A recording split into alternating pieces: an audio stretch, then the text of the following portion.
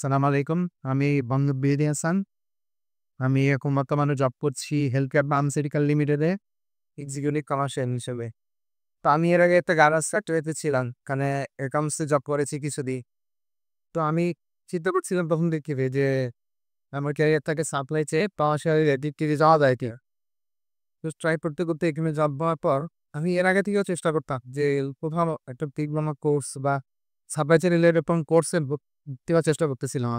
তো সেখানে বিএইচআরএম সম্পর্কে আমি জানতে পারি ফেসবুকে এবং তারপর আমি আমার সিনিয়র যারা ছিল কলিগ তাদের কাছ থেকেও আমি পয়েন্টারের কাছ থেকে ইনফরমেশন পেয়ে গিয়েছিলাম সম্ভবীয়। এরপর আমি এখানে এসে তাদের পোস্ট ম্যাটেরিয়াল কি বিষয়ে সাপ্লাই চেইনে ডিজিটাল পোস্টে কি বিষয়ে আমার পড়ানো হয় বিস্তারিত জানার চেষ্টা করি আমি এসে এবং আমি তারপর এখানে অ্যাডমিশন নিই এবং অ্যাডমিশন নেওয়ার পর আলহামদুলিল্লাহ এখানে 6 মান্থের কোর্স আমাদের শেষের দিকে প্রায়। তো এখানে যে কোর্স ম্যাটেরিয়াল গুলো পড়ানো হয়েছে সবই আমাদের প্রফেশনাল লাইফে রিলেটেড এবং আমি মনে করি যে এখানে পিজিডি সাপ্লাই চেইন পিজিডি কোর্সে আমি যতটুকু শিখতে পেরেছি ইনশাল্লাহ আমি আমার ফিউচারে প্রফেশনাল লাইফে অনেক কাজে লাগাতে পারব।